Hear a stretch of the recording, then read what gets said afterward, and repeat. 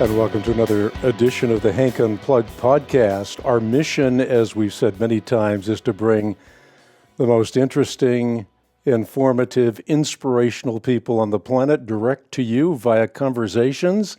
You can listen to these conversations, of course, wherever you consume your favorite podcasts, on equip.org, iTunes, various other places. But if you go to iTunes and give us a 5-star rating, this podcast will be heard by many, many more people than otherwise.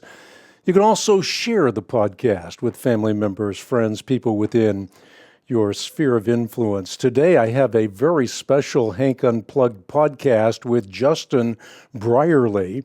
He's the host of Unbelievable.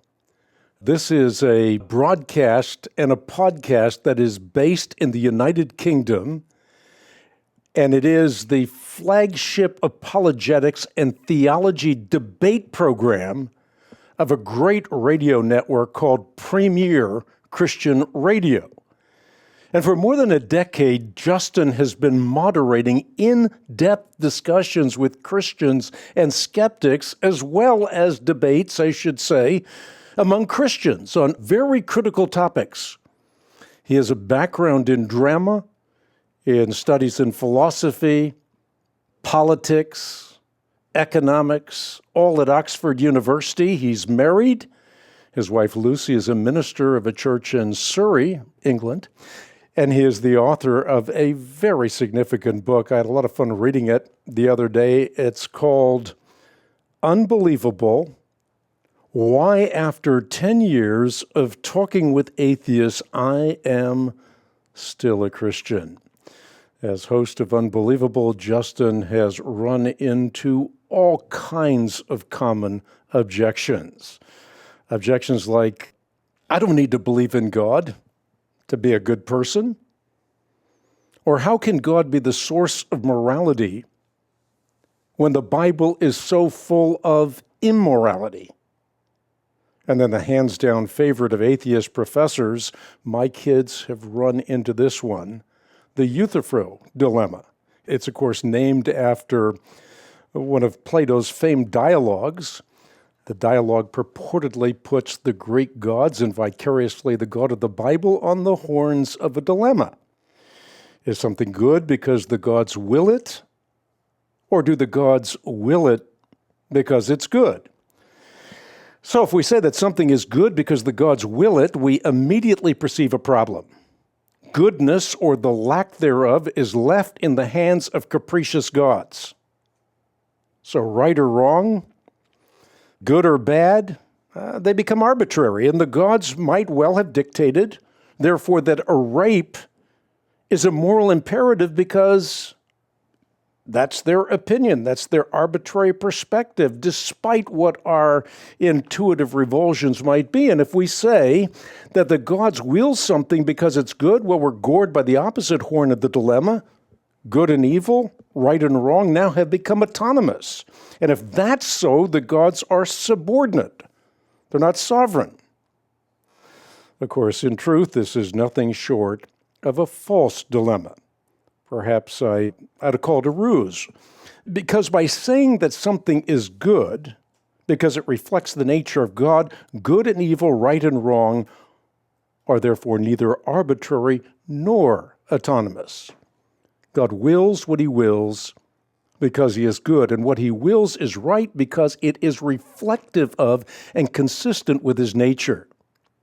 Now, the point of all of this is that when we get out of our own echo chambers, when we get out of our own psycho-epistemological cocoons and listen to opposite points of view, we discover that what is posited oftentimes as a dilemma in reality is no dilemma at all. If Plato's Euthyphro serves a purpose, it is to teach us to question the question rather than assuming that the question is valid.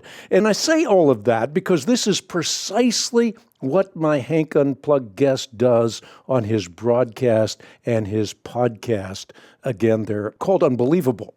He's positing provocative questions, and he's allowing those listening in to make up their own minds. And this has become a phenomenon all over the UK and now all over the world. And that is why I am delighted to have Justin Brierley with me on the Hank Unplugged podcast. Welcome. Thank you so much, Hank. And I can only hope I can live up to that tremendous introduction that you gave me. Well, reading your book, you've already lived up to the introduction. And I understand that the downloads are in the millions. Yes. It just seems to be growing each year. I think we clocked about 3 million downloads last year. And I think we're looking at probably getting 3.5 million by the end of this year, looking at the way it's going. So it's great that people seem to be really enjoying the show. I keep hearing of new people who are picking it up. And this is both Christians and non-Christians, which is really thrills me because I love that the show has become a place where we have those kinds of dialogues which seem to attract both sides to the conversation. Talk about the synergy between podcasts and broadcasts. I mean, the fact that you do a broadcast and then you put it online has caused us to become explosive. Yeah, absolutely. I mean, I think of it as much as a podcast as a radio broadcast, if not more, to be honest, as a podcast, just because by its nature, podcasting means that you're getting a self-selecting audience. It's very much an audience who come to your show for that particular purpose, for that particular material. You're obviously casting the net wider with a radio broadcast. My show goes out on a Saturday afternoon on our network, and you essentially snag whoever happens to be listening at that time on average. You may get some listeners who specifically, wait by their radio set for your particular program. But these days, anyone who wants that particular show, they can go and get it on a podcast, or wherever they get their streaming services from. And so in that sense, the show, nonetheless, still, it's really helpful that we're a radio broadcast because I think, firstly, for me, that forces me to think about, okay, not everyone who's listening is going to be some diehard apologetic fan. I need to keep this accessible and lay level. And I don't think that's a bad practice to have generally, actually. And secondly, actually, there's still something in many people's minds that makes them think, well, radio is still the kind of serious kind of media. And therefore, it sometimes means I've been able to attract guests I might not have been able to attract if it was just a podcast, let's say, even though actually I think podcasting probably is the future in many ways, and that radio is adapting to that reality. And so, it's an interesting place at the moment. And I'm glad that I can do both, the best of both worlds, hopefully. Is it hard to pull off a show like yours in the UK? Well, our radio station is somewhat unique in the UK. We are one of the only Christian radio stations in the UK. There are sort of faith debate programs of a sort that exist on the BBC and places like that, but they don't tend to deal with a more kind of evangelical perspective that we tend to have represented on the show from the Christian point of view. And they tend to be, they don't really delve quite into the same kind of areas with the same kind of depth that we try to get to in my show. And so I think just because it's somewhat unique on a unique radio station, it's sort of carved out its own niche, and that means it's been relatively successful, really. I mean, in terms of the general landscape of the UK, it's a fairly secular country, obviously, but in a way, the fact that the show itself deals with that interaction between the secular world and the Christian world has kind of helped actually to mean that we can reach a wider audience than we might otherwise if it was just Christians talking together, if you see what I mean. Sure. And if you were having a conversation, let's say on Islam, how would you have to frame it to be able to air it in the UK? Okay, so obviously, as a radio program, we have to stick within certain guidelines. There is a sort of radio authority in the UK that will respond to complaints if complaints are made against a particular broadcast. And so there's a kind of code of broadcasting that we have to abide by. But because by its nature, the program is a dialogical one where we have both sides represented, it means people can be pretty forthright and critique the other side, whether, it's a Christian critiquing a Muslim or vice versa, because there's a right of reply. That's the important thing that the guidelines state for radio broadcasting, that there has to be the ability for the other side to be aired. And that's exactly what the show does. So, I never worry too much about exactly what gets said. Obviously, there are certain limits. Bad language is not allowed at the time that we broadcast the show, but then I wouldn't really want bad language on my show anyway. And so generally speaking, we don't tend to run. We're not particularly limited by the fact it is a British radio broadcast as well as a podcast. Obviously, the main limitation of doing radio is time. You only have a specific length of time on a particular slot on the schedule, whereas podcasting, obviously, you can go as long as you like if you think the audience will want it. So I sometimes do a sort of a longer version on the podcast and a bit of a scaled back version on the radio. If the conversation has been too good to kind of stop, I let it carry on and know that the podcast audience will get the longer version, if you like. Yeah. Before I get into how you started doing the show, I was very interested as I read through your book about how your wife, Lucy, and you, when you were married, spent a year working with the Odibo mission in Namibia. I think that's on the southwest coast of Africa. That seems to be a really influential time in your life. It sort of set the tone for what you're doing now. Yeah, to some extent. I mean, certainly all of those experiences were quite influential. So Lucy and I got married sort of fairly soon after leaving university. We met at Oxford. She had studied theology. I had done politics, philosophy and economics. And before we settled into married life and careers and that kind of thing, we thought we'd love to go somewhere, do something that we might not have the opportunity to do otherwise. And that took us to Namibia, working on a kind of rural Anglican mission station with a hospital, a school and a church, and really just settling in and doing life with the people there for about 8 months. We made great friends. We really got to know the people, and we were able to teach and be involved with the church there and just have some wonderful experiences, cross-cultural ministry. And really, I guess it opened our eyes, as did other experiences we had actually working among multicultural congregations in London, for instance, of the fact that Christianity is a diverse faith, and it's great to see the way it is expressed and lived in all kinds of different cultures. It reminded me and has stayed with me of the fact that the reason Christianity has gone around the world is because it is not, as some other religions are, culturally located in that sense. It is the kind of faith which bends and adapts to every culture, even with those core truths still being the same. And for me, that was sort of evidenced by our time in Namibia, where I saw the transformative effect of Christianity on the culture there, and that was great to be able to witness.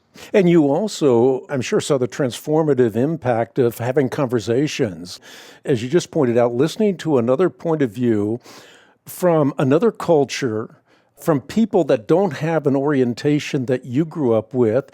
Those conversations are now emblematic of what you do on the show, it seems. Absolutely, yeah. Certainly, I think every conversation I've had in that sort of very formative time in the gap year we took before coming back to the UK, at university as well, where I inevitably crossed paths with many people of different worldviews and perspectives. They all helped to shape what I would be doing later on the show. And in many ways, even my wife, when I met her, she came from a very different Christian tradition to me when we met. And we had to work that out between us. We weren't sure initially whether this was going to work between us because, we had some fairly different views about church and about some aspects of theology. But I think actually those conversations and the way that we sort of found the best in each other's perspectives did help to help me to then have conversations later on where we're not just seeking to dismantle other people, but we're trying to truly understand where they're coming from. And I think that probably has helped in my own ability to hopefully moderate these debates in a fruitful kind of way. Yeah, something you talk about in the book is we get stuck in our own linguistic hall of mirrors, our own echo chamber, what I like to call psycho-epistemological cocoons. We get stuck and we can't really understand other arguments because we're only listening to the arguments from people that have our perspective. And your show really breaks that mold. Yeah, I hope so. I hope that Christians who listen will better understand where the atheist, agnostic, Muslim, whoever is coming from. They will obviously hopefully hear a good reasoned defense of Christianity. But I don't think they'll only hear that. They will hopefully hear some of the things that maybe a non-believer finds irritating or disrespectful or illogical about Christianity. And that may well help them to reframe and rethink the way that they carry their faith themselves. And equally, my hope, of course, is that non-believers, atheists, agnostics, other faiths, will hear from the Christian representative something that perhaps helps them to reframe and rethink what the other side are doing. I rarely find that, it's not that every atheist who listens becomes a Christian, not by any length. But most people who come along to the show as sort of pretty hard-boiled atheists, if they stick with the show, in general, I find at the very least, they will say, well, I may not be convinced yet, Justin, but at least it's challenged my preconception that Christians are just, airheaded people who believe in fairy tales. I don't think you can listen to that many editions of the show and come away with that misconception of Christianity, which I think is a good thing. How did you get involved in doing this show in the first place? Well, I'd been working for a few years at Premier Christian Radio in the UK, and I'd learned the basics of broadcasting, interviewing, and I was kind of itching to get my own spot in the schedule. And so I just came up with this idea. I thought we're really good as a radio station at talking to Christians about Christian things, equipping Christians in their personal lives and so on. But I didn't feel like we were really breaking out of that Christian bubble too much. And the fact is that most of the Christians that we were broadcasting to lived among secular neighbours and family and work colleagues. And so I wanted to create a spot in our schedule where we could model the kinds of conversations that they might be having to have with people around them. And that was where Unbelievable was born, Unbelievable with a question mark, because we're simply asking, are the claims of Christianity unbelievable or are they not? And I hoped that by having a sort of space, an hour and a half on a Saturday afternoon, we would give Christians who were listening the tools to start to have those kinds of conversations. It was a little bit experimental. And to be honest, we did get some complaints to begin with because some people didn't like hearing atheist voices on their Christian radio station, quite understandably. But there were lots who did, who really understood the mission of the program. And to his credit, our CEO, the station manager, said, no, we're going to stick with this. And I think this is worth it. And 12, nearly 13 years, in fact, later, Unbelievable, still going strong. And what we didn't see was the way it would explode really as a podcast and actually start to acquire a lot of non-Christians listening to it as well. And that, as I say, has been very exciting. What's exciting to me as I read through your book is the art of having a good conversation. I mean, this is applicable to everybody. And I think you have some great insights on that art. It's an art and a science. I mean, there's some rules apply, but the more you do it, the better you get at it. So talk about the art and science of having good conversations. Yeah, I think it is something where, in all honesty, practice is what makes it happen. There are some things you can learn with theory, but there are some things you have to do to really learn how to do it. And I think having conversations is one of those. I think you have to be obviously open to hearing the other side. A conversation is not a conversation unless you're genuinely listening and trying to understand the other person's perspective. I think integrity is very important as well. Being willing to admit when you don't have an answer. I mean, the worst thing I see is when Christians try to claim knowledge that they simply don't have and end up digging themselves an awfully great hole in the process. Because people can smell it when you're just trying to win an argument from a mile off. And while I think there is a place for that debate, for the kind of sort of more point scoring type of strategic debate, there can be some value in that. I think generally people are more interested in hearing genuine conversations rather than hearing a kind of a point scoring exercise. And that's why in general, I'm increasingly finding even on public stages where I'm invited to moderate discussions and debates, less and less are people setting up kind of the formal debate that you might have seen, 10, 20 years ago. People are much more interested in actually just having a sit down conversation. And I think you've seen that in some pretty interesting cases in the secular sphere, with Jordan Peterson and Sam Harris did a big tour where it was just the two of them sitting in these massive auditoriums with huge audiences. They just had a conversation for an hour and a half and loads of people turned out for it. I think people are engaged by intellectually stimulating conversation on some of the biggest issues by good thinkers. And so that's kind of what we've been trying to do in our little corner of the internet and the broadcasting world. Try to model what that would look like when you have a good conversation. I really like what you just said, in essence, about humility. So you don't know the answer to our question. And I mean, we're all limited in time and space. We can't know everything there is to know about everything. Certainly I don't, after having done the Bible Answer Man broadcast for over 30 years. So you have to, at times, have the humility to say, I don't know what the answer to that question is. And then you research and return. And I do think that gives you a lot of credibility, but I think even more from a practical standpoint, what that allows you to do is find out what that answer is, so next time you do have a well-reasoned answer to a question you didn't have any fix on before. Yeah, and it actually gives you the opportunity to keep the conversation going, actually. I think, saying, I don't know, but hey, I'll go and try and find out, let's talk again, is a great answer to give someone if you're in that kind of a situation.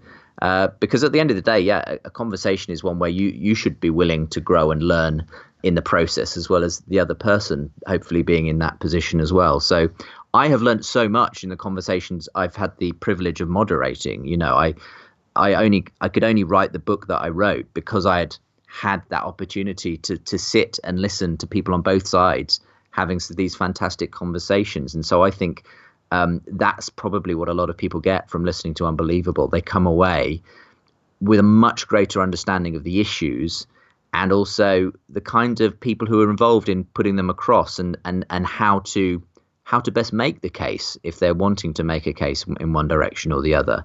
It's not just about having the facts. It's about the way you hold yourself when you're making that case as well. By the way, you are a terrific writer. How did you learn the art of writing? That's very kind of you to say. Well, it's true. I mean, it's a very interesting read. When I first saw the book, I got to tell you, the first thing I thought is, same old. I've heard, all these apologetic arguments, and I've seen dozens and dozens of books, and they reworked them a little bit. But this is a really interesting read. That's extremely kind. Thank you. I'm fortunate to have, as I say, a wealth of these interesting conversations to draw on to illustrate the book. I've also been fortunate. My career with Premier, which is more than just a radio station, it also encompasses websites, video, and magazines as well. Well, that included 4 years editing Premier Christianity magazine, which is kind of the UK equivalent of Christianity Today in the USA. It's a non-denominational magazine aimed at Christians in the UK and beyond. I was writing for them for several years before that as well. And so it was really in the process of really writing as a journalist regularly for the magazine that I started to develop my skills under a very good editor at the time, Ruth Mawhinney. I then went on to become the editor after she moved on for 4 years. And again, that was very good. I was doing a lot of writing during that time, editing other people's writing, which I think helps to develop your own creativity and thinking as well. And so by the time I sat down to write the book, I had an awful lot of articles I'd written myself on some of these issues to draw upon as kind of source material, if you like. And writing magazine articles does teach you the art of being concise, trying to make sure you engage people's attention from the first paragraph.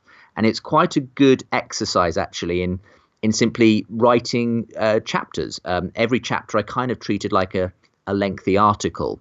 And I sort of applied the same sort of principles that I do to my magazine articles.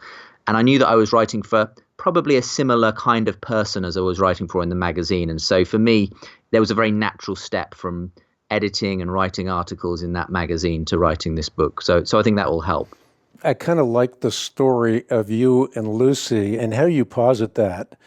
And then the unpredictable sentence, oh, and reader, I married her.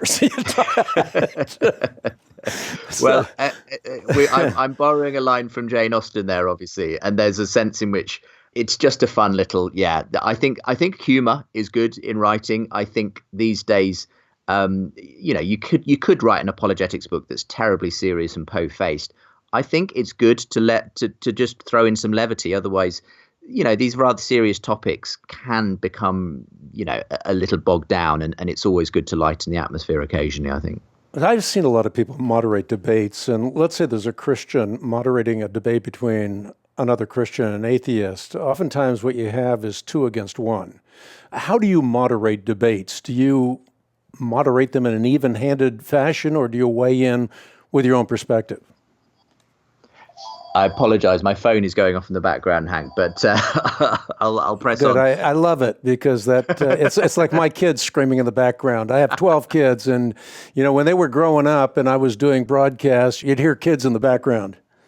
Well, this is as you mentioned, my wife is a minister of a church, and so we're a busy church house, and there's always comings and goings. But I've managed to find what I thought was a quiet room to have this conversation, but I had forgotten the phone. But anyway, the question was, what was the question again, Hank? Oh, how do I moderate my debates and try to keep neutral? I think I've just, for whatever reason, although a lot of other people say, oh, if I was in that chair, Justin, I'd have terrible trouble not kind of coming back at the atheist or whoever. I don't know. I just seem to have been given a character that can be quite calm in those sorts of situations. A certain amount of equanimity is needed in order to facilitate these kinds of discussions. And I think I'm very aware that there's both Christians and atheists listening, and that I'm not there. The guests are there to make the case. I'm there to facilitate the discussion. I'm not there to gang up on either side. That's not to say I don't sometimes come in on one side or the other. If I feel, say, one side is having a lot of the upper hand, I might, come in on the other side just to put a point back. But I'll try to do that in a way that hopefully gets the best out of the debate. I hope that at least not too often my own prejudices or biases don't too often influence things. That said, I'm as human as the next person, and there are inevitably going to be times when my own feelings or thoughts colour the way the conversation goes and the kinds of angles I want to take it down inevitably. One of my favourite apologetic arguments for God is the moral argument, which you mentioned some issues around at the beginning of the programme. And when so if and one of the things that most likely you'll hear me probably weighing in myself with and starting to get involved in the conversation is if I hear an atheist, for instance, who doesn't believe in objective morality, using a lot of moral language about how you ought to believe this and things shouldn't be this way. And that's the point where I will quite often step in and say, hang on a minute, how are you helping yourself to all these oughts and shoulds if there is no objective moral standard to which we are beholden? Because I often feel that is one area where there's a glaring contradiction in many atheists that I meet. They haven't really thought that through. And if there's any one issue that I sometimes will press in on an atheist with, it's sometimes that moral issue. We have a famous atheist in the U.S. He's a professor at Duke University. He's a professor of philosophy as well as an author, and he wrote a very, very famous book, The Atheist's Guide to Reality. But his name, Alex Rosenberg, what he does is he bites the bullet on the moral issue. He just says flat out, there is no right or wrong. There is no good or bad. And so he is consistent with his own atheism, but as you pointed out, most atheists are not. Yeah, and I have respect for people who, as you say, bite the bullet, who realize the consequences of their materialism. And for me, I respect that. I think, okay, at least you've owned up to it, even though it goes against every moral fiber in most people's being, the idea that there really isn't any right or wrong, that actually the actions of Hitler are just his opinion, his way of living his life, that there's no moral reality to the universe that screams out, that is not the way you should conduct yourself. Equally, I find it refreshing as well when I sometimes do meet atheists who do believe in objective morality and say so and try to defend it. And I've met both. It's the ones who are trying to have their cake and eat it that sort of, I feel like, well, you've got to understand the implications of what you're arguing here. One atheist I met recently, actually, who does hold, it turns out, to objective morality is Peter Singer. Now, Peter Singer is well known as a controversial moral philosopher at Princeton University. He's Australian and he lectures around the world.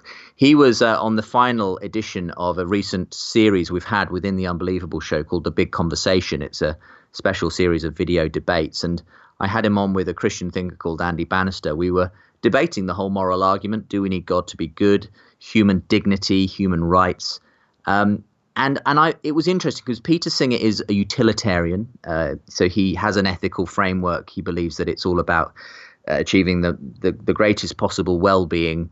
And he counts all kinds of living creatures as having that kind of value. And that leads to some interesting moral conclusions on his part, whereby, for instance, in a thought experiment, you may be better off saving a burning barn of 50 pigs to saving an infant in a similar fire situation, because he sees that any kind of conscious activity and ability to have preferences and feel pleasure and pain and so on are true of any creature, not just humans. And so that was a really interesting conversation because most people instinctively, intuitively feel human life is somehow sacred, precious. But Singer kind of doesn't. And he's willing to defend that. And interestingly, as I mentioned, he also does believe in the objectivity of moral values. He said he'd come to that decision that there is a realm of what really is right and wrong, what we should and shouldn't do. And we pressed him, Andy and I, on, well, does that not negate your materialist view as an atheist? Does it not point towards God as a transcendent source of these moral values? And his view was, well, it is mysterious, but he felt that other objections against God, such as the problem of suffering and evil, meant that God was not a satisfactory explanation for the existence of those moral values, which I felt, okay, that's one way of dealing with it. But it still felt like there was a gaping mystery within his materialism about just how there happens to be this realm of objective moral values and duties that exist seemingly out of the blue. Well, who knows? As Andy said, the door is possibly open. You know, if we can perhaps persuade him of some of his other problems with God, God might just be the explanation for this realm of objective moral values that he apparently does believe in.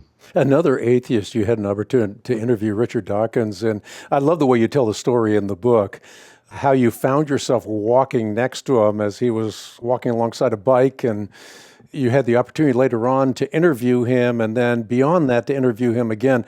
Talk about what it was like to interview perhaps the most well-known atheist on the planet today. Yeah, in a way, the show sort of began around the time that Richard Dawkins was really coming to be best known for his atheistic work. The God Delusion, his best-selling atheist work, was published less than a year after the show began. And so in many ways that became, something that was frequently mentioned on the show, Richard Dawkins or the God Delusion. I'd wanted to have him on for a few years after the show got going, but I'd never been able to catch him, as it were. And then he was due to be having a debate at Oxford with John Lennox, who's a well-known Christian thinker here in the UK. And they were going to be debating the God question at the Natural History Museum at Oxford University.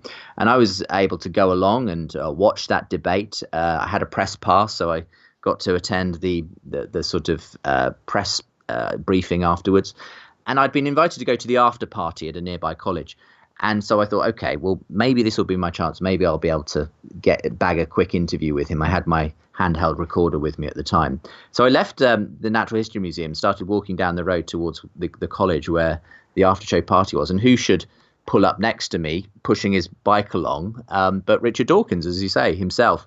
And that's, that's the way he gets around in Oxford by bike. So in that sense, it wasn't completely unexpected that he might have been in the vicinity, but it was still, nice that we managed to share some time together before we got to this party. And I explained who I was and who I worked for. And he was a little, skeptical of the whole idea of a Christian radio station.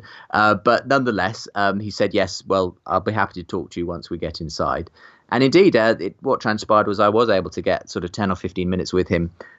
It was a busy sort of hubbub of a party with the canapes and the wine going round. But I did sort of, manage to get that 10 minutes and just ask him some key questions that came out of that debate. And yeah, we had a very interesting conversation, part of which actually was then relayed by a lot of different blogs and others, because he made some interesting admissions related to the moral argument in that particular conversation. So it was a good chance to be able to talk to the man I'd been chasing for so long. Talk about the key to connecting. I mean, obviously you're connecting with your audience, but for people in general, what would be your keys to connecting with people in conversations? I think knowing something about that person, their background, if they, have written or researched in a particular area, familiarizing yourself with some of that, knowing how that connects with your worldview is always helpful, so that you sort of know where to go to begin with. I think, unfortunately, a lot of the time, if we're not prepared in those sorts of situations, we can end up talking past each other because we may not simply understand the terms we're using. We may not have a good enough grasp of where that person is coming from in some ways. So certainly when I'm preparing to host a conversation or have a conversation with someone, I'd like to do a little background research and make sure that I'm at least at some level familiar with where they're coming from. And I think inevitably, the character of an individual makes a big difference as to what kind of a conversation you will end up having with them. And so I think it's always good to be ready to, I suppose, try to meet that person's personality in a way that is helpful. And if inevitably the person, say, you're speaking to is, a fairly prickly person who tends to lodge lots of objections and is maybe quite snarky in the way they come across or whatever, you may want to consider how fruitful having a conversation with a person like that is going to be in the long run, whether you're actually just going to be dragged down into, a lot more heat than light in that kind of a conversation, and whether you're the right person to be having that sort of a conversation. Sometimes I hear conversations that had a lot of promise in them, but they kind of get dragged aside by people behaving badly, frankly, and that's always sad when you see things get derailed in that kind of a way.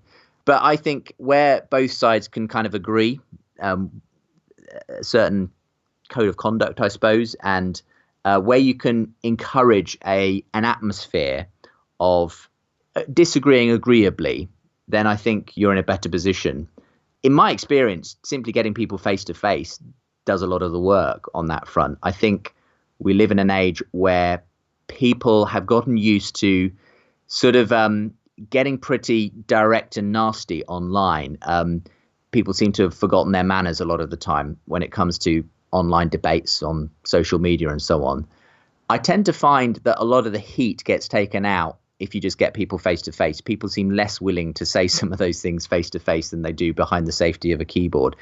And that alone, I think, is part of the value of having face to face conversations, as I try to model on the show each week. I'm really happy that you said that. That's such an important point. I mean, you get people face to face and everything changes. And so often in the age in which internet lies travel halfway around the world before truth has had the chance to put its boots on, you have people making these snarky remarks and these dishonest remarks that they would never make if they were actually face-to-face with the person. I want to talk about something else, and it's related to that. It's the hunger that people have today for authentic conversations that are not rigged, they're not predetermined, they're actually authentic. And you talk about the importance of that in an age of fake news and fake tans and fake spirituality. I thought it'd be fun for you to elaborate on that a little bit. Yeah, I absolutely think that's true. I think these days, especially our young people, they're growing up often in an atmosphere where they're being taught things through a conversational, dialogical kind of way. And I think very quickly they can see through anything that's artificial or where it's simply rigged in one direction or another. And I think there is a problem sometimes with certain parts of the Christian church and certain parts of, the apologetics world, where if everything comes a bit too tidy and a bit too wrapped up in a neat bow, it's going to make people think, it's not that simple. It's not that easy. And I think you have to accept that these issues are very often difficult, and there are grey areas, and things are not always that simple to work out. And I think having the conversation means that you get to see some of the nuance of that, some of the mystery that does exist, some of the questions that remain on the table by the end of a conversation. And I think that's authentic in the sense that that reflects real life. People feel, actually, I've listened to something which is true, in the sense that I heard a real conversation there. I heard two people trying to make best sense of the world around them from their different worldviews. And that's what I would see as being the authenticity of the conversation. I think people also see through when someone is just there to win an argument. I think people know that, can sense when someone isn't genuinely there to learn and to engage, because that often just comes across in, if you feel like someone is just hammering another person without really being willing to listen to their point of view, then I think people see that as an artificial kind of dialogue. It's not true to life. And I think people just appreciate feeling like they've heard a meeting of minds at the end of the day. And that's not to say that every show of mine perfectly represents that kind of tenor of conversation. There are shows where, frankly, it is more combative, and there are people who are out to win an argument. And that's just the nature of it. You do this many shows over this many years, you'll get a whole variety of characters. But I think the most engaging ones tend to be where people get a little bit beyond just the intellectual, more abstract arguments, and you really get to know the person a bit more, and you get to feel like I really met and felt like someone told me something about themselves in that particular dialogue. And those are when you really get to the heart of the issues very often. Yeah, I want you to expand on that, because it's such a critical point. So you look at the atheist in your debate, and for you, he's not just a pawn in your particular game. He's an icon of God. He's someone that's created in the Imago Dei. He's someone that is important just because he is a human being that carries the imprimatur of God. And to treat people like that, I think, is the quintessence of what Christianity ought to be. Yeah, absolutely. I think it's absolutely essential that we treat people as ends in themselves, not simply as a means to an end of, defeating someone in an intellectual battle, let's say. And for that purpose, I think you do have to treat people seriously and be willing to have these conversations in a spirit of love and grace and a willingness to be open and to be corrected. And I often, the challenge I sometimes give to people who maybe go a bit too far in sort of constantly trying to win arguments and debate people for the sake of winning an argument is, would you be as willing to spend as much time praying for that person as you're willing to spend debating them on that online forum or wherever it is? And that puts a check in my spirit in the sense that I have to ask myself, what is the purpose of this? Do I genuinely see this person as precious and important to God, or do I see this person as, a way of furthering my own ends and, winning some kind of an intellectual battle? And I think it's really important, if we're going to have integrity in our walk and in the things we do, that we make sure we're doing things for the right reason. It's so easy, as I'm sure you're aware, Hank, for apologetics to become a kind of idol in itself. We rely on our intellectual ability and our arguments and everything else, and actually forget that ultimately it all rests on the grace of God, and we're not ultimately in the driving seat ourselves. We've mentioned that word apologetics a number of times. I want to drill a little deeper with respect to that word. I often talk about apologetics as pre-evangelism, God using our well-reasoned answer as a springboard or an opportunity to share the grace, the truth, the love that only Jesus Christ can bring to the human heart. But it's also post-evangelism. What I mean by that is when the winds and waves of doubt beat upon the house of your faith, you have these pillars or posts that you can cling to. God created the universe. Jesus Christ is God. Demonstrate that he is God through the immutable fact of resurrection. The Bible is divine as opposed to merely human in origin. It corresponds to reality. So apologetics is not only just winning arguments, but it's also solidifying your own faith. And the reason that I bring this up in the context of this discussion is you yourself had a fledgling faith as you went to university, and going to university cast some doubts on the Christian faith, and this is where apologetics came to the rescue.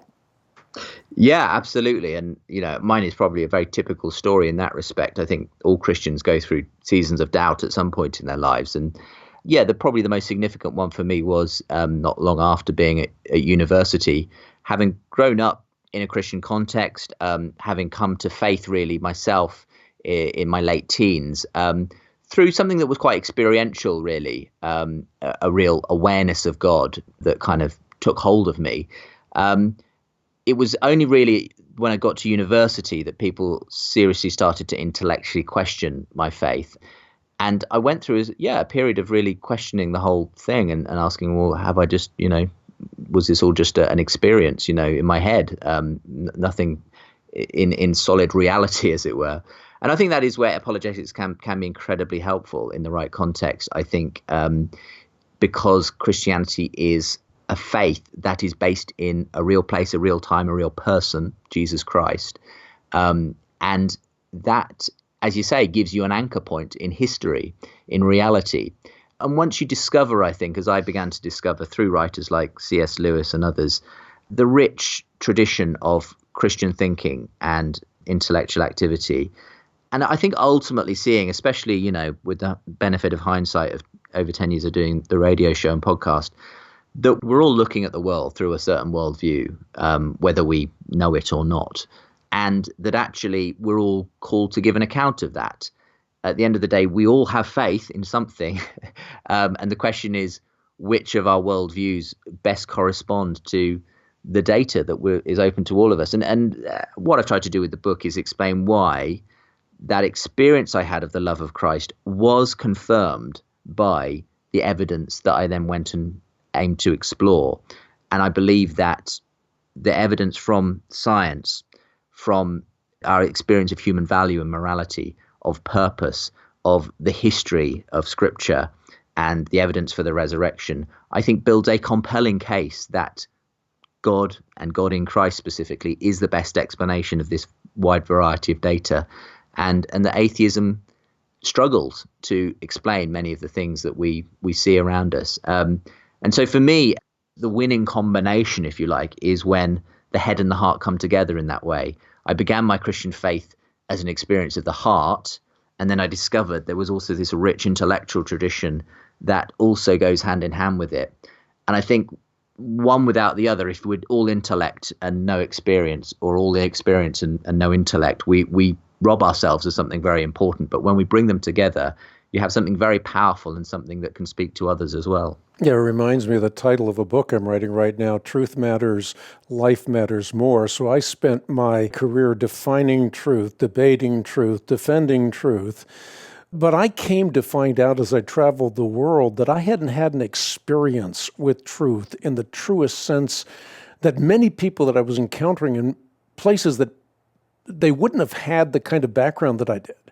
And yet they had this existential experience with God. And so I began to realize that the map is not the territory. The menu is not the meal. The menu is not nutritious. It points you to the meal. And so I came at it in an intellectual way and had to learn that life matters more, that we can have an encounter with the ineffable God, that we can be brought in to the fellowship of the Trinity, that we can experience the uncreated energies of God.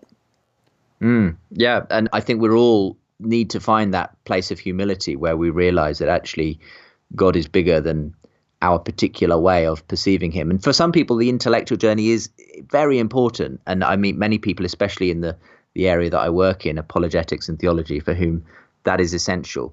But I rarely find people for whom that's the only thing that brought them there. There's usually a heart journey, if you like, a journey of the heart going on as well.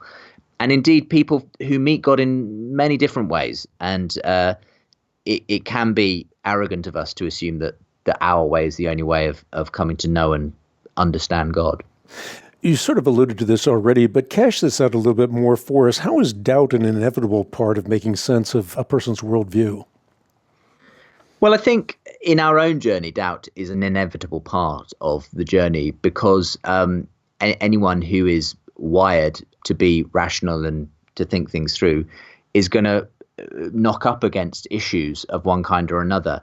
None of us, I think, are insulated from, as Christians, certainly from doubt. And I think, even atheists, I think, have their moments of doubt where they question their own worldview and some of the things behind it.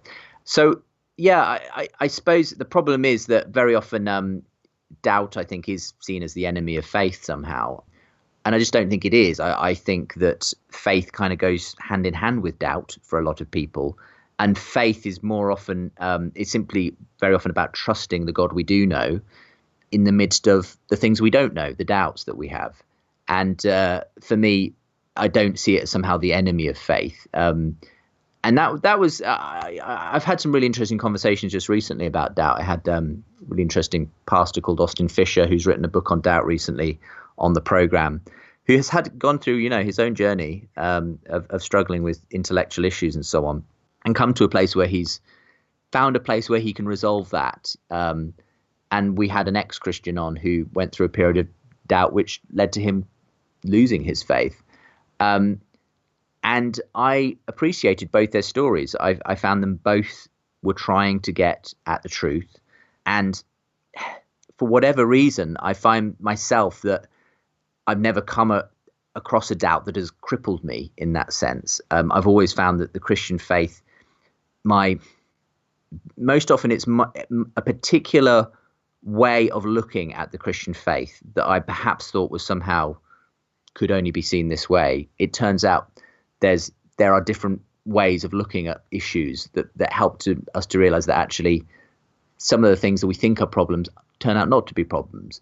And so for me, if you like, although mysteries remain, although doubts of one kind or another are always possible, for me, there's a story, there's a truth, there's a beauty at the heart of the Christian faith, which for me, I find utterly compelling. That's not to say that I will never have doubts, of course, but it is to say that the thing I see at the center is bright enough to kind of put those shadows to the side. They don't encroach in the way that they obviously have for other people who have not been able to sustain a faith for whatever reason. Has there been an evolution in your own thinking as a result of doing your broadcast and your podcast? Oh, for sure. I mean, doubtlessly. There are many things that I now have thought through and maybe taken a position on that I didn't even have opportunity to have thought about before the show. There's a sense in which inevitably by hosting a show in which you're turning over issues and critically assessing them with different points of view, you inevitably will start to reframe and question and start to look at some of your own beliefs. I mean, I could just to pick one example. So I would probably have, broadly speaking, characterized myself as someone who believed in eternal conscious torment as a view of hell when I began the program. But through conversations and reading and hosting debates on the subject, I would now characterize myself really as an annihilationist point of view when it comes to those who choose to reject God. That's, in my view, actually, having looked at both sides of this argument and hosted some, well-versed speakers on both sides, is the biblical and philosophically most tenable view of the fate of those who do reject Christ. But that doesn't stop me fully appreciating people who don't take that view, who disagree. I don't see it as in any way an issue that is in that sense primary in Christianity. I think there are a certain number of issues which we can simply say we will have differences of opinion on these, but it doesn't stop us affirming the core truths of Christianity. And so, yeah, that would be one example where I'd say my thinking has definitely undergone a change over time. But there are many other places where it's just understanding something more deeply or better, I think. Scripture, for instance. I think once you begin to understand just something as simple as the nature of the genre of biography that the gospel writers were using and understanding it in their terms and the way that things were written to that culture and in that time, it helps to undo a lot of the often somewhat facile, honestly, objections that are often raised against Scripture, because you realize we're not supposed to be judging this as we would a sort of modern 21st century news report or something like that. And all of that, I think, helps to get behind some of the issues that are often characterized as problems for Christianity, just in terms of helping to understand and to then integrate them into a more fully fledged and thought through faith. I think it is important to learn to read the Bible in the sense in which it's intended, or to become adept at the art and science of biblical interpretation. I also recognize that there have been some prodigious intellects that have weighed in on the subject of annihilationism. I remember interviewing John Stott before he died, and that was his position. But I can't get past common sense. I think common sense dictates that a God of love, that a God of justice doesn't arbitrarily annihilate the crowning jewels of his creation. He doesn't rub them out. I think he graciously provides them the freedom to choose between redemption and rebellion in this life and in the life to come. And I think it would be a horrific evil to think that God would create people with freedom of choice and then annihilate them because of their choices. And I say this because I don't think that non-existence is better than any kind of existence, because non-existence is nothing at all. So I have a real hard time with annihilationism, and I think it does go against the weight of church history. And this is one of my, pet peeves, I suppose. I have had to become very, very humble in my own assessments on certain dogmas. For example, for many, many years, I didn't believe in the real presence of Christ in the Eucharist. But then after studying church history, I thought, who am I in the 21st century to go against the weight of 16 centuries of church history, all the way through Luther believing in the real presence of Christ. So I think there has to be a certain humility with people in the 21st century to say, boy, if I'm going to come up with a new dogma, or a dogma that was roundly rejected in the church councils, I better be very, very careful about it. Yeah, and obviously I don't want to get us into a big debate on the annihilationist question, but no, I don't want to debate you on anything, because I'll probably lose. The feeling is mutual. I suspect I would be on the lose again. But I mean, in all honesty, yeah, and for me, as I say, I'm happy to say that is your view, Hank, and I'm sure a very defensible case can be made for it. It's not where I've landed up, but I'm always willing to have my ideas challenged and to I love that. I love that part of it. I love what you just said. Because the problem is people come to certain conclusions and then they close their mind and then they repeat the same mantra over and over again, as opposed to be willing to discuss it. This is probably not the time or place to do it, but I love what you just said. Yeah, and I mean it honestly. I hope that I do have the humility to say no issue is ever fully case closed for me, because I always want to be open to hearing and reassessing my own take on these issues.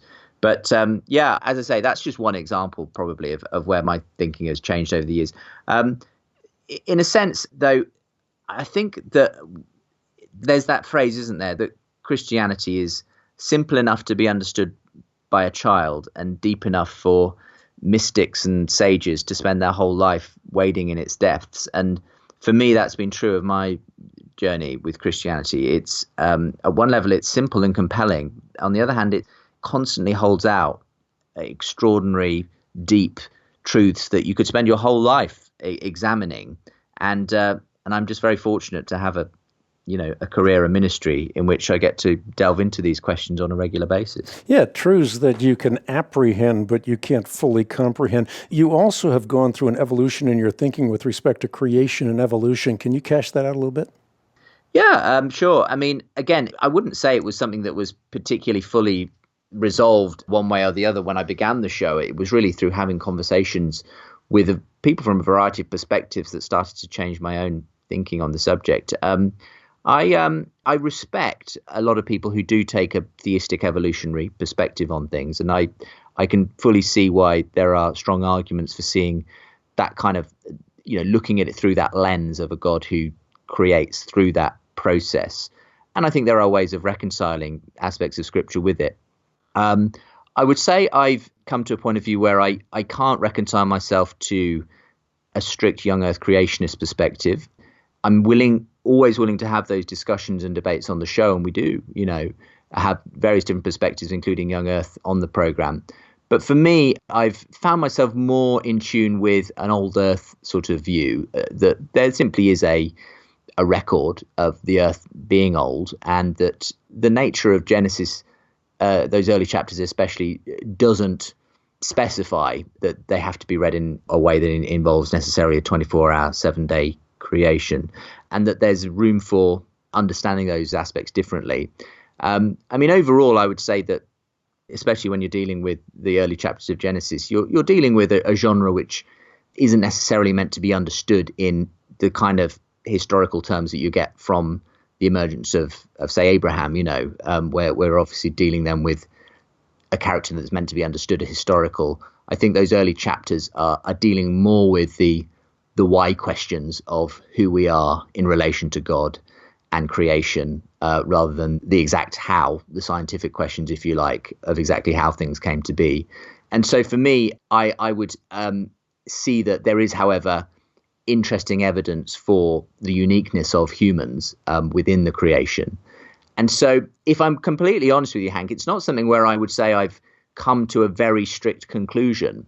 I can see value in some accounts where there's a sort of the dawning of consciousness and a moral sense within humanity. I can also see, a good case to be made for the special creation of humans as people who bore the image of God and were, in that sense, the first truly divine, if you like, inspired bearers of the Imago Dei. And for me, I'm very happy, in a sense, to not necessarily know exactly where I fall on that sort of spectrum, if you like. It's never been something where I feel masses of theological weight hangs on the question for me. Again, I'm happy to be proved wrong on that, but it's not something where I feel like there's a very strict line has to be drawn on exactly where you see that specifically happening. Yeah, I don't think we need to get a debate on this, but I would tell you this from my perspective. First of all, I think you're absolutely right when it comes to the book of Genesis. I don't think that Genesis is meant to give us a chronology. It's meant to give us a hierarchy of creation culminating in the crowning jewels of God's creation, humankind. And if you want to find out how old the universe is, I think you have to look at the book of nature. The Bible, and particularly the first few chapters of Genesis, are not chronological by chirological. They are God's purposes in creating. But as far as Adam and Eve is concerned, I think that all you have to do is look at the Lord's words in that regard, that the Creator made them male and female, and you can't allegorize the words of the Lord, because Jesus further affirmed a historical Adam and Eve when he referred to the murder of their son Abel. And not only that, but you have Luke, who was writing primarily to a Gentile audience that extends his genealogy past Abraham to the first Adam. And thus he highlighted Christ, the second Adam, as the Savior of all humanity. And if that's insufficient, you can look at other historical records like Chronicles or the like. So I think it's true that if you look at the book of Genesis, Genesis is a historical narrative. It's interlaced with Jewish poetry, but it's hardly an allegory when it comes to Adam and Eve. And I personally, just for the record, I think that theistic evolution is the worst of all possibilities. If you want to believe in evolution, fine, but don't blame God for it. So I think it's the most cruel, inefficient way of producing life. But having said that, I mean, that's a subject for another discussion. But what I like most about this conversation is that there's an openness to dialogue as opposed to being stuck in your own paradigm. And I think, the problem with paradigms is paradigms only allow you to see what paradigms allow you to see.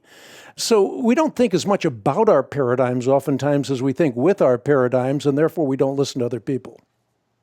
Yeah, absolutely. As I say, for me, in a sense, I'm happy for, very often the creation evolution thing is something I do regard as a secondary issue. I don't believe that Christians should be splitting or having fights with each other in that sense. We can disagree, and we can have good reasons for disagreeing, where we may stand on these particular issues. But for me, they're not primary personally in the way that the deity of Christ is, in the way that the resurrection is. in the way that Trinitarian theology is. These are, in a sense, I think, C.S. Lewis was right to speak of a mere Christianity, the kind of the basics upon which our faith is founded. And I'm willing to hear and understand and try to learn from a variety of different perspectives that may have different, views on where we land in terms of Genesis and what it's meant to be saying to us and so on. I mean, the view you just expounded, I think, Hank, is an excellent one, and one that I'm in large degree very, very sympathetic to. And I think that the challenge for every Christian is to take the Bible seriously, and seriously enough to recognize the literature that is involved there. I think there has been an unfortunate sense in which some people have tried to flatten the text in a way that it was never meant to be, so that they take everything in exactly the same way. And I think that's to do a disservice to the Bible, because it is written in so many different genres and through so many different, if you like, lenses. But you see, this extraordinary harmony that exists across the whole of it at the same time, which for me is another clue to its divine source. And so for me, I welcome, hearing views which challenge my thinking, which, hopefully open up new ways of thinking about Scripture, all the time, hopefully submitting it to the Lordship of Jesus Christ, and hopefully the humility that comes with trying to read things through the inspiration of the Holy Spirit. And the humility is evident in your words. And I love what you say about mere Christianity. This has been the motto of our ministry: in essentials, unity; non-essentials, liberty; all things, charity. And I think this is particularly important in the epoch of time in which we live, where we have a liberalism, in a sense, you might say, not to use too much hyperbole here, but the wool's at the door. And if we don't, as Benjamin Franklin once said, hang together, we're going to hang separately. And so I think it's important for us to work together on common cause issues, to be open to dialogue and debate. And I think that's really what you have modeled in what you have just said, but also what you're modeling with respect to the show that you do. Yeah. And in that sense, I've tried to, in a sense, we do those Christian debates where we have people of different perspectives and theologies, engaging with each other. But I think it's really important that we show, because there are a lot of non-Christians listening to the program on a weekly basis, that we can agree to disagree about some of the non-essentials, but there is a common unity, that there is something distinctive about Christians, and that we can still call each other a brother and sister in Christ, even if we may disagree on some of these other issues. And for me, it's actually interesting the way in which very often Christians are capable of forgetting some of the differences they do have when they find, if you like, a common cause in responding to, aggressive secularism or, a very fundamentalist form of Islam. At that point, I often find Christians are willing to drop some of the issues that separate them from each other and see that actually there are important issues that we need to be bringing ourselves together over and responding to. And that's when I actually see Christians from very different perspectives who can appreciate the work that each of them are doing in this regard, be they Catholic or Orthodox or Protestant, in responding to some of these important issues that are being presented, if you like, as threats to Christendom as a whole in many ways. And I think you're doing just a terrific job, particularly in the context in which you live. I mean, it's not easy to do what you're doing in the UK. We take a lot of the liberties we have on radio and in podcasting and in communications in general. We take them for granted in the U.S. They may not always be with us, but they're with us now. We have religious liberties and we can say what we want. There's some limitation to that. But again, what I'm trying to do is simply applaud you for what you're doing within the context of the country in which you're working. What are some of the strongest arguments that skeptics have presented against Christianity? I mean, I think about the shows you've done, the number of shows you've done. You do all of these shows and there are some of these arguments that stick in your mind and you keep cogitating. What are those strong arguments that keep you up at night? Well, I mean, over the years, there have been different ones. And, when I started The Unbelievable show, I was very wet behind the ears. There were lots of objections to Christianity that I had not even thought of, let alone engaged with. But doing the show obviously forced me to come to terms with a lot of issues. Perhaps, a few years in, I had a well-known Bible scholar and skeptic, Bart Ehrman, come on the show. I'm sure he's a name familiar to you, Hank. Oh, and know him well. And Bart, his books have sold very well in the popular market, questioning the historicity of the Gospels, questioning the reliability and so on of the Gospels and the New Testament generally.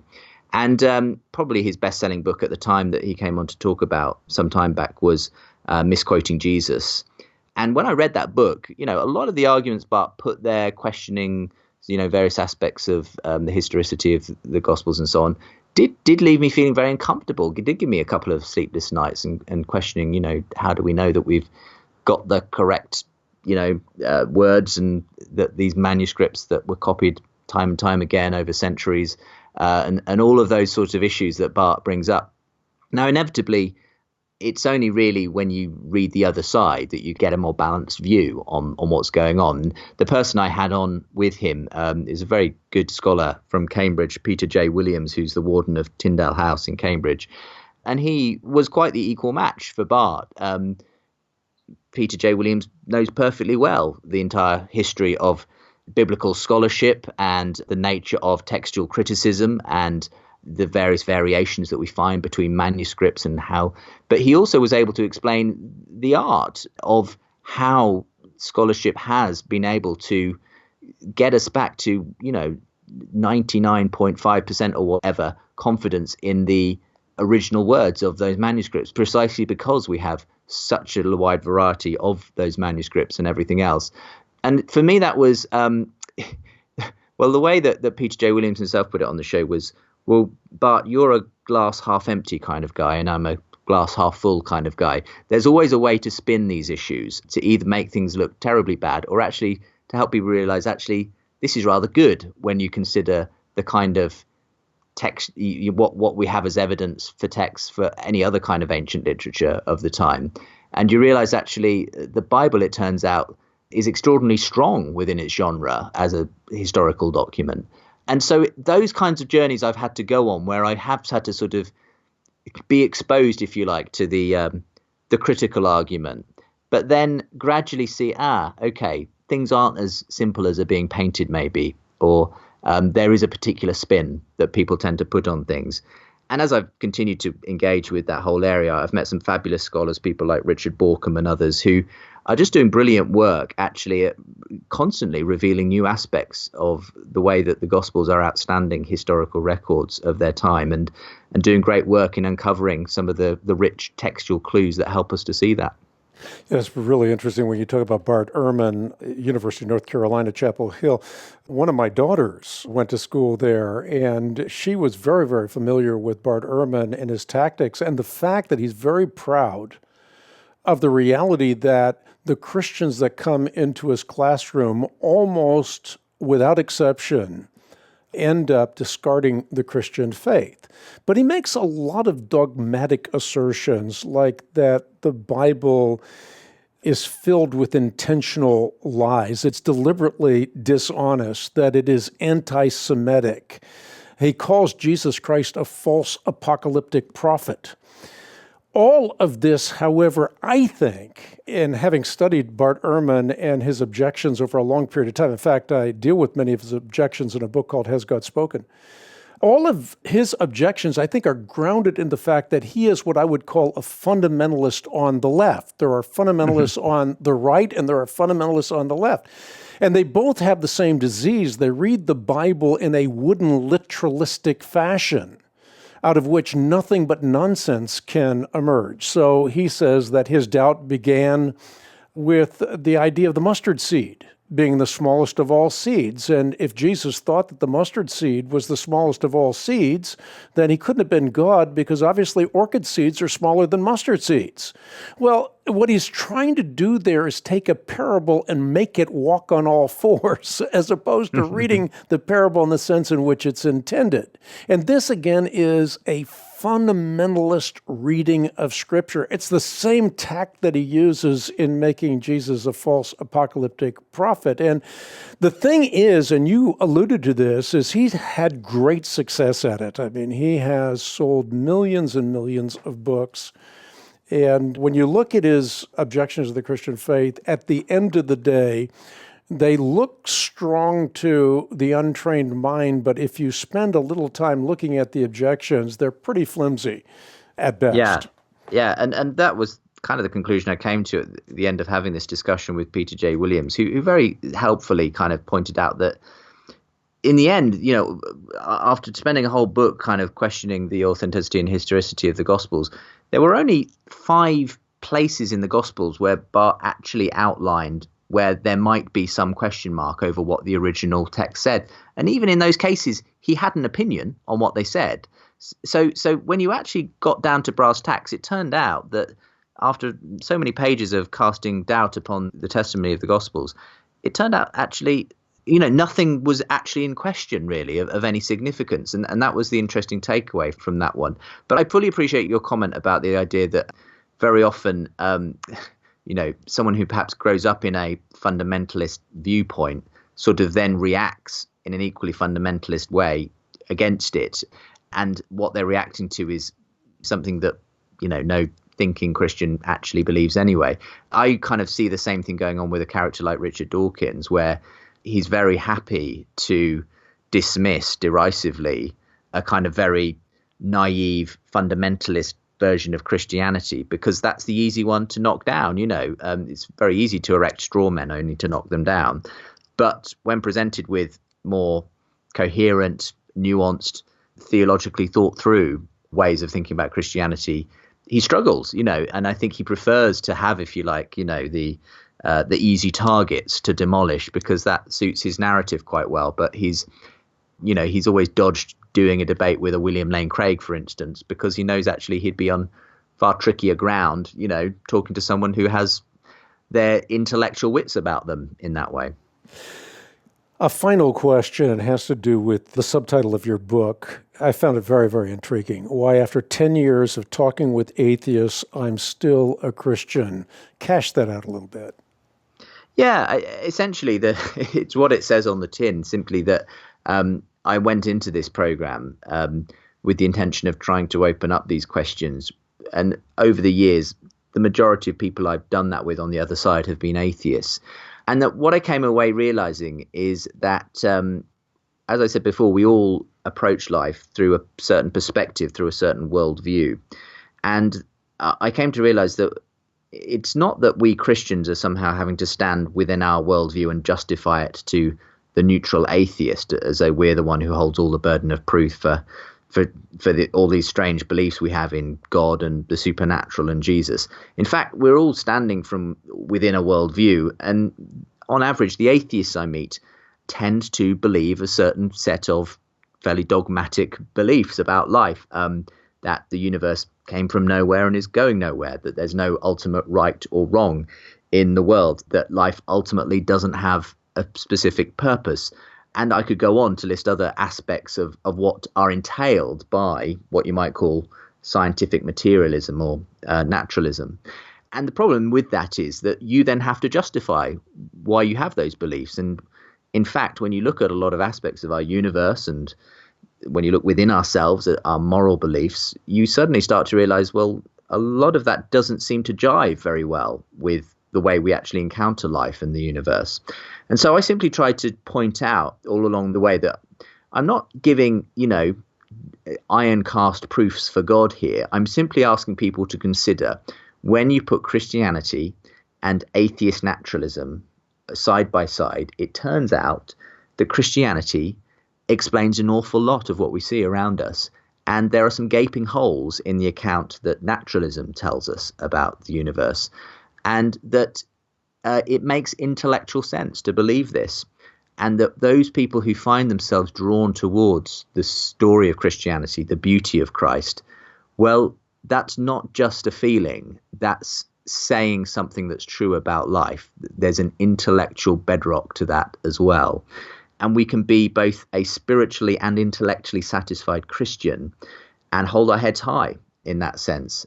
That's not to say that the atheists I meet aren't very intelligent people with very important questions and arguments and objections. Nonetheless, I've found that having looked into it and having heard some of the very best objections from some of the most famous atheist voices in the world, I have found that Christianity can stand on its own 2 feet and is still a compelling explanation of reality.